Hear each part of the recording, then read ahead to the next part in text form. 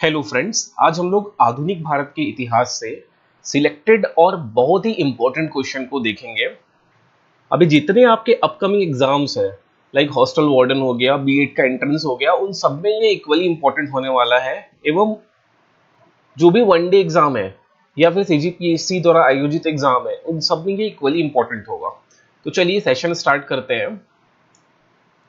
देखिए, first question है, हम लोग आधुनिक भारत के इतिहास से पढ़ रहे हैं और जो एकदम आने वाला क्वेश्चन है, जिसकी चांसेस काफी ज्यादा है और कई बार रिपीट हुआ है, बस वही क्वेश्चन को मैं लेके आया हूँ इस वीडियो में।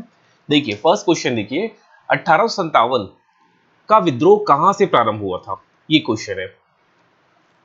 1857 की क्रांति अपने आप में बहुत इंपॉर्टेंट टॉपिक है। इससे जो जो इंपॉर्टेंट फैक्ट हो सकता है, इसको आप करने का प्रयास करिए। इस तरह का एक कॉलम बना लीजिए, या बुक में आपको इस तरह से कॉलम मिल जाएगा लूसेंट वगैरह बुक में, कि जो विद्रोह कहां पर हुआ था, लाइक दिल्ली में कहां पर हुआ था, प्लेस लिख लेना। अभी आपको एक मैं दे दूंगा, देखिए इसमें प्लेस लिख लेना, इसके नेता कौन थे, और उसको विद्रोह का दमन किस अंग्रेज अधिकारी ने किया था। ये आपको ये नेक्स्ट स्लाइड में दिखा दूंगा, उसका आप स्क्रीनशॉट लेना। ठीक है, चलिए आप यहां पर आ जाते हैं। 1857 का विद्रोह कहां से प्रारंभ हुआ था, तो इसका सही आंसर हो जाएगा मेरठ। इसका सही आंसर हो जाएगा, यहां से 1857 की क्रांति स्टार्ट हुई थी। मेरठ के सैनिक छावनी में यह अफवाह फैल गया था, या ऐसा बोल सकते हो एक अफवाह फैल गई थी, कि जो राइफल थे, एनफील्ड राइफल, उसके कारतूस में गाय और सुअर की चर्बी का प्रयोग किया जा रहा था।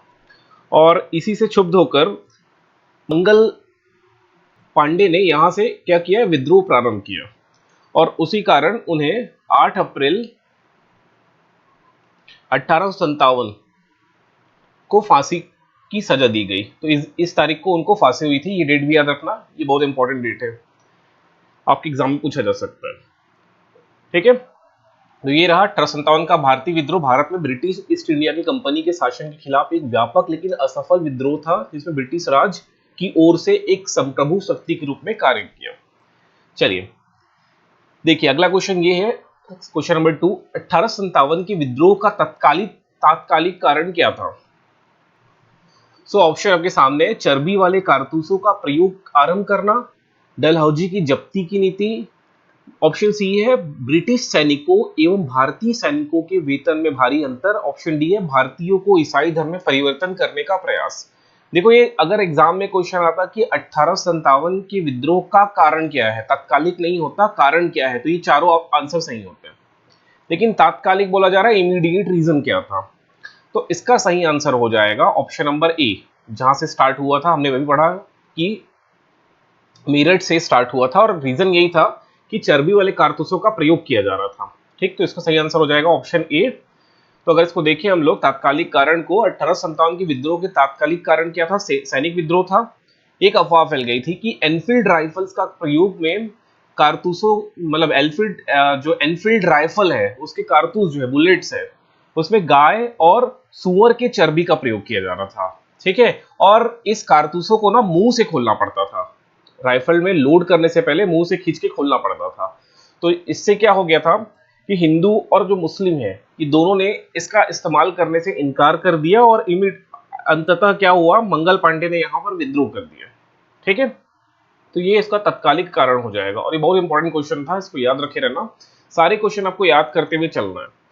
देखिए थर्ड क्वेश्चन है, वह पहला भारतीय सिपाही कौन था जिसने चर्बी वाले कारतूस का प्रयोग करने से इनकार कर दिया था। अब ये क्वेश्चन आप मुझे कमेंट करके बताइए, ये बहुत इंपॉर्टेंट भी क्वेश्चन है। चलिए इसका आंसर आप कमेंट करके बताना मेरे को, मैं आगे चलता हूं, या आप मुझे कमेंट करके बताइए। अगला क्वेश्चन चलते हैं। अभी देखो, ये जो मैं कॉलम की बात कर रहा था ना, जो आपको देने वाला था कि विद्रोह का स्थान कहां पर, और भारतीय नेता कौन है, और ब्रिटिश अधिकारी जिन्होंने इसे दबा दिया, ये आपको ये याद रख लेना। व्यापम यहीं से एक क्वेश्चन पूछ देगा आपके, जैसे दिल्ली के नेता कौन थे, बहादुर शाह जफर, या उनको ही बहादुर शाह द्वितीय बोलते हैं। और यहाँ पर एक और लिख लेना, बख्त खा, ये लिख लेना। इसको दबाया किसने था विद्रोह को, जॉन निकोलसन, इनका नाम याद रखना। लखनऊ में बेगम हजरत महल और उनके बेटे थे बिरजिस कादिर, इनका नाम याद रखना। और कहाँ गया, ये रहा। और यहाँ पर जो ब्रिटिश अधिकारी थे, उसका नाम था हेनरी लॉरेंस, सेम कानपुर में नाना साहब और तात्या टोपे लिख लेना यहाँ पर, और यहाँ पर कैंपबेल आ गया। झांसी और ग्वालियर, ये बहुत बहुत इंपॉर्टेंट है, झांसी और ग्वालियर। यहाँ पर रानी लक्ष्मीबाई और तात्या टोपे थे। यहाँ पर ह्यूरोज था, ह्यूरोज, ह्यूरोज, ओके।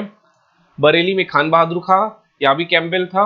इलाहाबाद और बनारस से मौलवी लियाकत अली, और बिहार से कुंवर सिंह, ये सब याद रखेगा।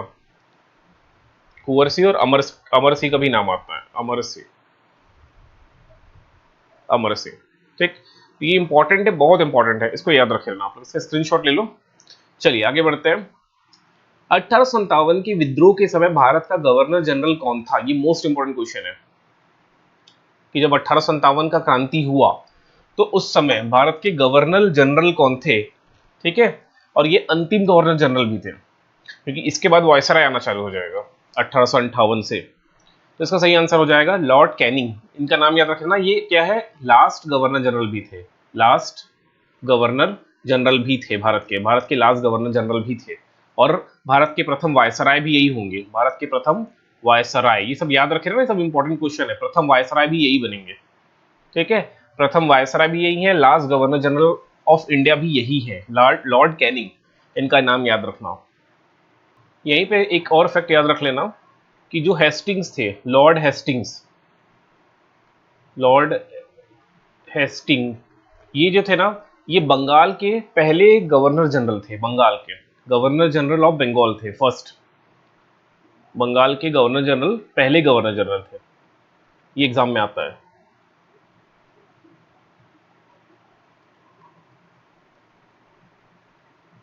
Governor general. और जो ये लॉर्ड विलियम बेंटिंग दिख रहा है, ये भारत के प्रथम गवर्नर जनरल थे, भारत के प्रथम, first governor general of India. और जो लॉर्ड कैनिंग है, ये last governor general of India थे। और सिमिलरली फर्स्ट वायसराय कौन थे? Lord Canning. ये सब याद रखे ना, ये सब फैक्ट्स है। आप हम जनरली क्या पूछता है आपसे, फैक्चुअल डेटा ही पूछेगा, ठीक।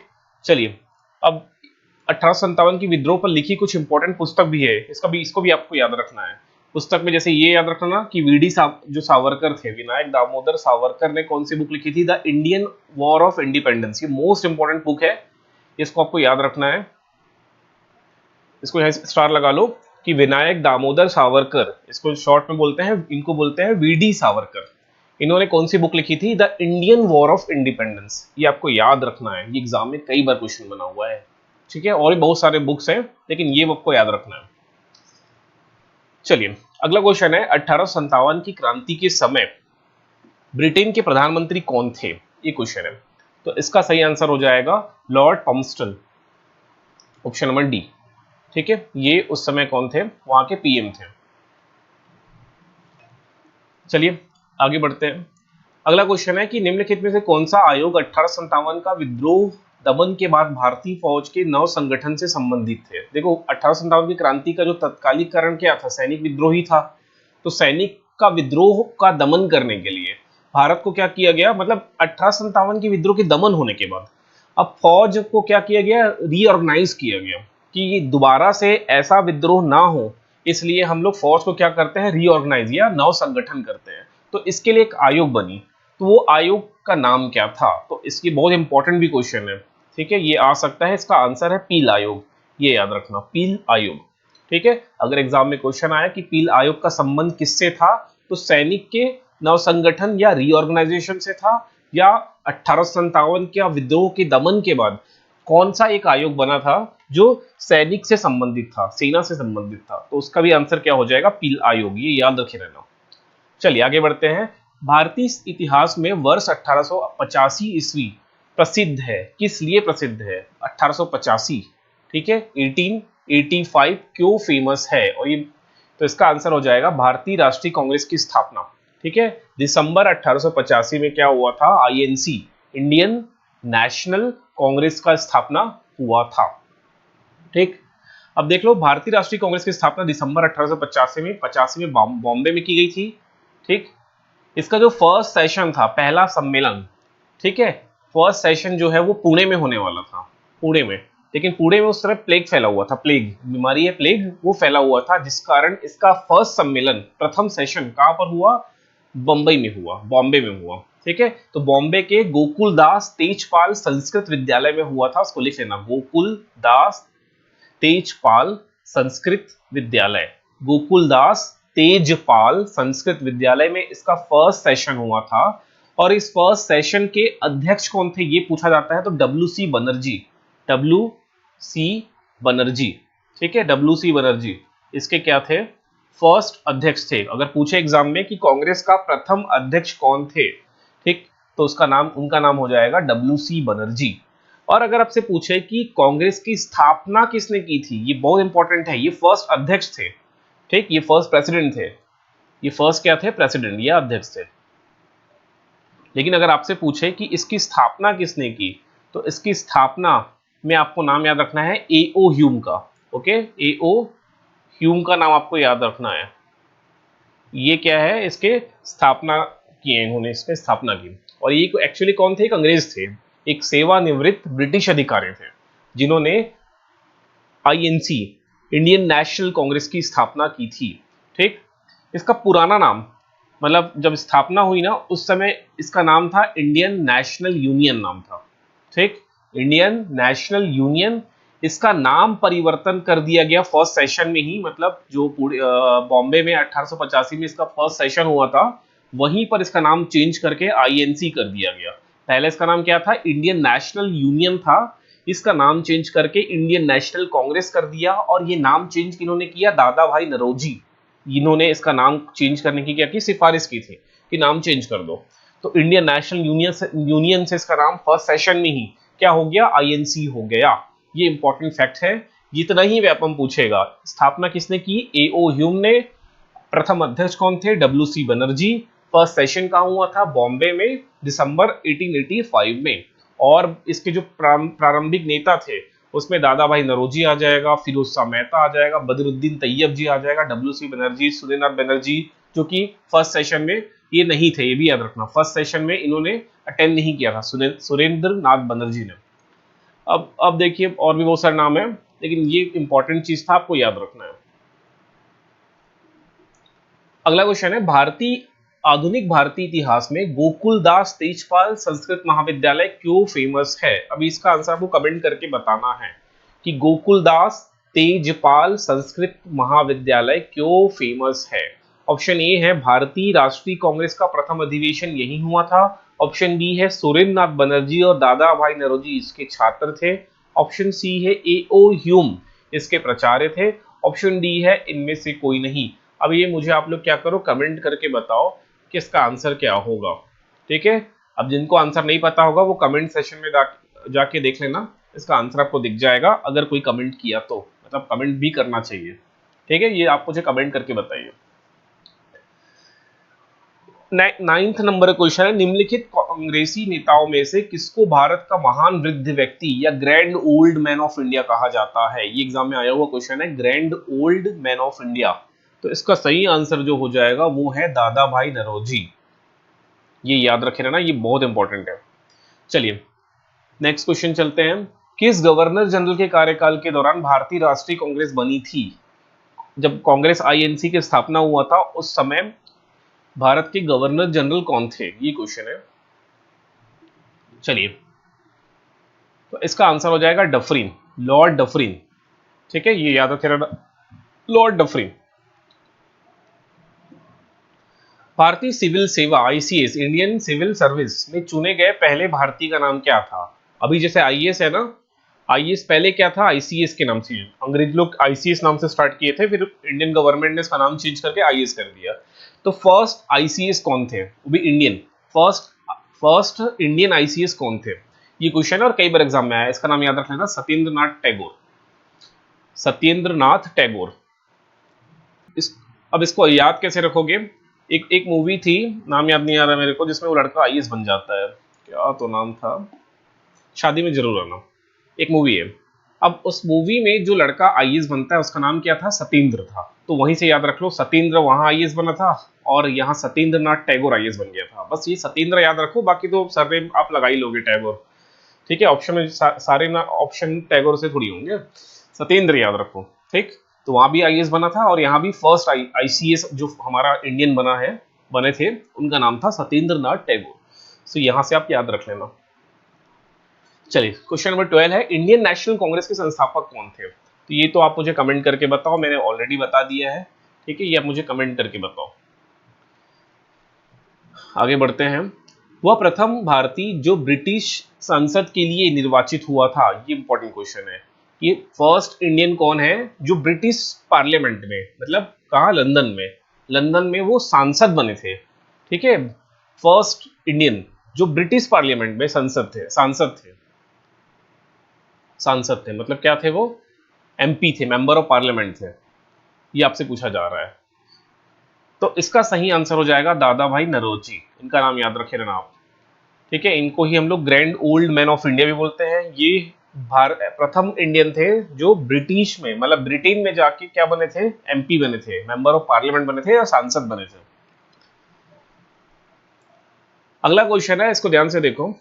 निम्नलिखित कथनों पर विचार कीजिए। दादा भाई नौरोजी, पहला कथन है 3 बार राष्ट्रीय कांग्रेस के अध्यक्ष चुने गए थे। दूसरा कथन है poverty and un British rule in India नामक पुस्तक की रचना की थी। स्टेटमेंट 3 है नेशनल सोशल कॉन्फ्रेंस की स्थापना की थी।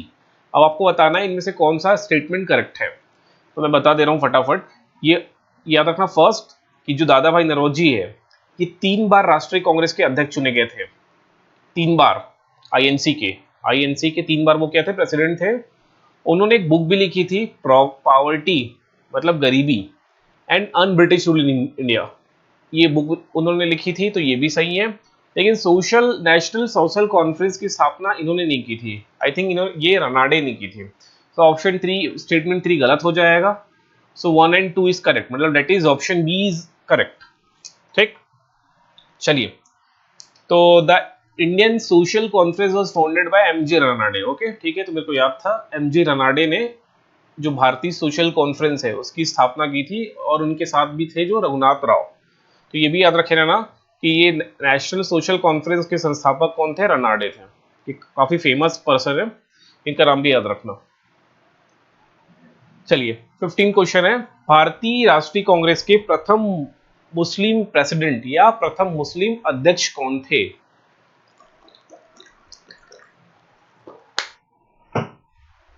तो देखिए ऑप्शन आपके सामने है, इसका सही आंसर हो जाएगा, ऐसा फैक्चुअल क्वेश्चन है, बहुत इंपॉर्टेंट भी है, बदरुद्दीन तैयब जी, इनका नाम याद रख लेना, ठीक।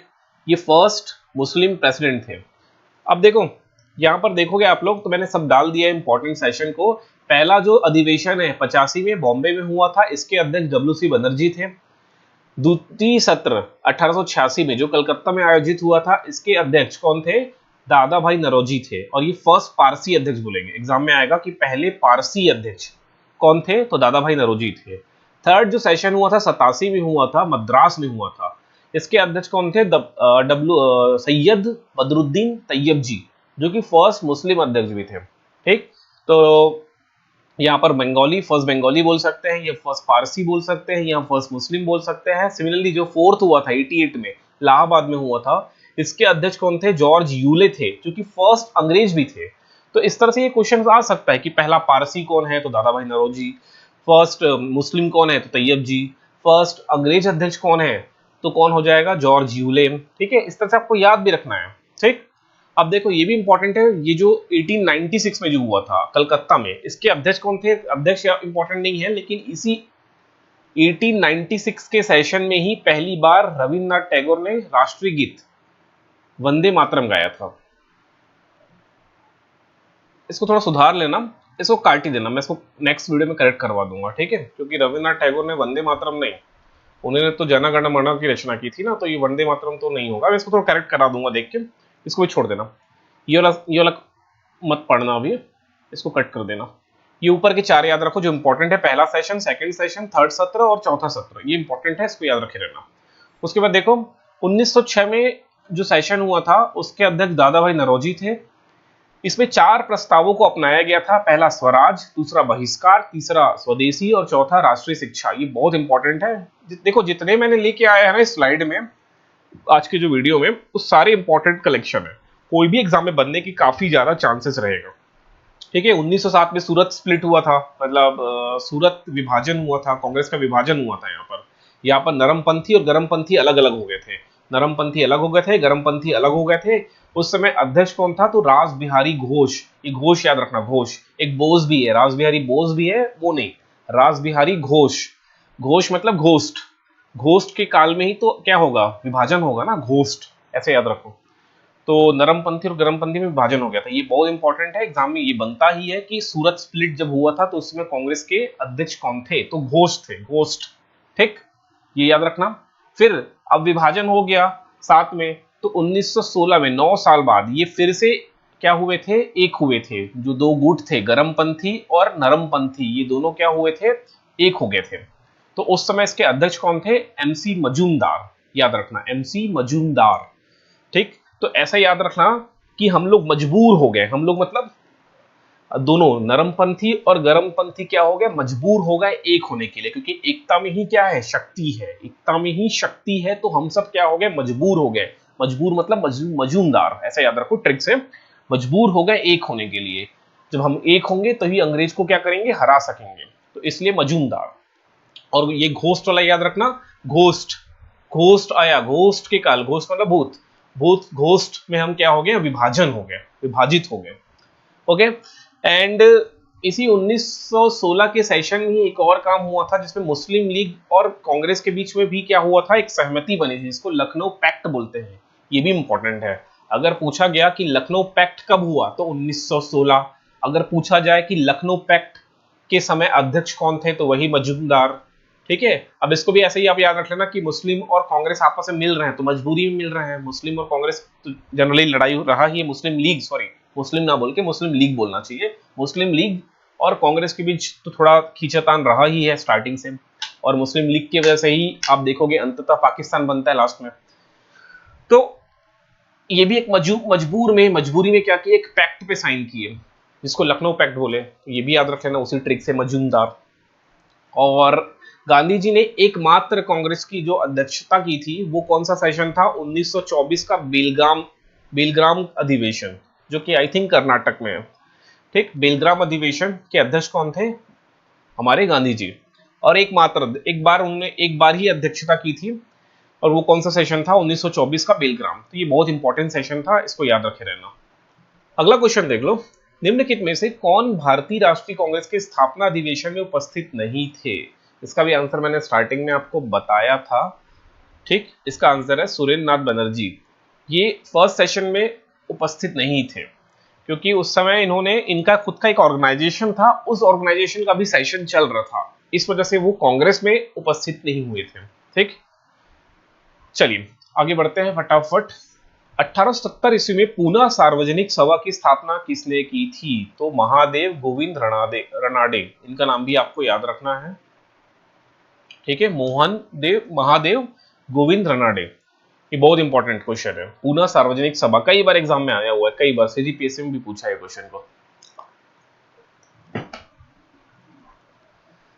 अगला question, land holder society Calcutta के संस्थापक कौन थे? ठीक है, लैंड होल्डर सोसाइटी, इसको जमींदारी सोसाइटी भी बोलते हैं। लैंड होल्डर का मतलब जमींदारी। तो जमींदारी सोसाइटी के जो अध्यक्ष कौन थे या संस्थापक कौन थे? तो इनका नाम याद रखना, द्वारिका नाथ टैगोर। ये लैंड होल्डर सोसाइटी के क्या थे? संस्थापक थे। लॉर्ड कर्जन के शासनकाल का सबसे मूर्खतापूर्ण कार्य जिसने उग्र राष्ट्रीयता को जन्म दिया, वो क्या था? तो लॉर्ड कर्जन के समय ही ना बंगाल का विभाजन हो गया था 1905 में, अक्टूबर 1905 में बंगाल का विभाजन हुआ था। तो ये किनके कार्य में हुआ था? लॉर्ड कर्जन के कार्यकाल में हुआ था, ये याद रखना। मतलब बंगाल का विभाजन किसने किया? तो उस समय के जो वायसराय थे लॉर्ड कर्जन, उन्होंने इसका बंगाल का विभाजन किया। अब ये क्वेश्चन था, इसका डायरेक्ट आंसर ही दिख रहा है। गदर पार्टी के प्रमुख नेता कौन है? तो हरदयाल, इनका नाम याद रखना। गदर पार्टी भारत में नहीं बना था, ये फॉरेन में बना था, जहां तक मुझे याद आ रहा है। या तो ये यूएसए या कनाडा कहीं बना था, मैं कल बता दूंगा आप लोग को। ठीक है, तो इसके प्रमुख जो नेता है वो कौन है? हरदयाल। अब ये क्वेश्चन है, बहुत इंपॉर्टेंट है, इसका आंसर आपको कमेंट करके बताना है कि स्वराज्य मेरा जन्मसिद्ध अधिकार है और इसे मैं लेकर रहूंगा, ये किसने कहा था? आपने सबने सुना है इसको, और कहीं ना कहीं सुना होगा, आपने स्कूल में सुना होगा, किसी मूवीज का डायलॉग हो सकता है जो स्वतंत्रता संग्राम से संबंधित जो मूवी होगा, सीरीज होगा, उससे संबंधित आपने सुना ही होगा ये। और मुझे आप कमेंट करके बताइए कि स्वराज्य मेरा जन्मसिद्ध अधिकार है और इसे मैं लेकर रहूंगा, ये किसका कथन है। ठीक है, one of the my favourite जो कैरेक्टर है, पॉलिटिकल कैरेक्टर, उनका ये स्टेटमेंट है। ठीक, चलिए इसका आंसर कमेंट करना। वैसे चलिए इसका आंसर दिख गया, तो बाल गंगाधर तिलक, इनका नाम भी याद रख लेना अगर आपको नहीं पता था तो, वैसे तो पता होना चाहिए। अब एक रिफॉर्म है मॉर्ले मिंटो रिफॉर्म, ये किस वर्ष प्रस्तुत किया गया था? तो ये याद रख लेना, ये 1909 में आया था मार्ले मिंटो रिफॉर्म। और एक आएगा James Ford reform, James Ford reform, James Ford reform.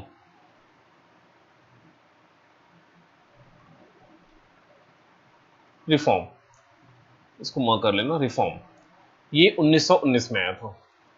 ठीक है, ये दो रिफॉर्म याद रखना है, एक मॉर्ले मिंटो रिफॉर्म है और जेम्स फोर्ड रिफॉर्म। भारत में मुस्लिम लीग की स्थापना किस वर्ष हुई थी? तो जब बंगाल विभाजन हुआ था ना, बंगाल विभाजन करने के पीछे कारण अंग्रेजों का यही था कि बंगाल उस समय ना काफी एक्टिव थे। ठीक है, एक्टिव मतलब स्वतंत्रता दिलाने के लिए काफी एक्टिव थे। तो अंग्रेज लोग क्या सोचे कि बंगाल, आज आज जो बंगाल बोलते हैं ना, वेस्ट बंगाल, वो एक्चुअल में छोटा सा था। जो बंगाल उस समय था 1905 में, वो बहुत बड़ा प्रांत था, उसमें आज का वेस्ट बंगाल मिला हुआ है, ठीक, पूरा उड़ीसा है, पूरा बिहार था, और जो पूर्वी बंगाल है, मतलब जिसको हम लोग बांग्लादेश बोलते हैं, वो पूरा हिस्सा था, असम का हिस्सा था, इतना बड़ा था बंगाल। तो इसका विभाजन कर दिया उन अंग्रेजों ने, इसको विभाजित करके किस तरह से डिवाइड कर दिया, एक ऐसा लाइन खींच दिया, इसको बोला गया पूर्वी बंगाल, पूर्वी बंगाल, और इसको बोला गया वेस्ट बंगाल, पश्चिम बंगाल। तो ये जो वेस्ट बंगाल था ये हिंदू बाहुल्य क्षेत्र था, और जो पूर्वी बंगाल है वो मुस्लिम बाहुल्य क्षेत्र था।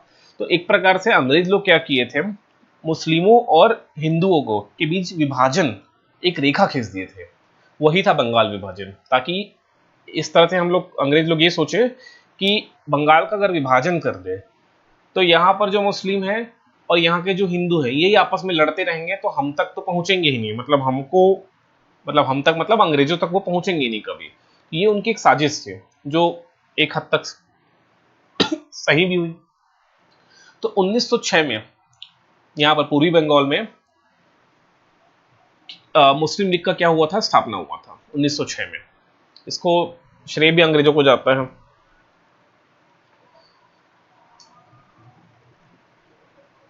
अब इसका भी आंसर आपको दिख रहा है। 1916 ईस्वी में मद्रास में होम रूल मूवमेंट के प्रवर्तक कौन थे? तो एनी बेसेंट, इनका नाम याद रखना।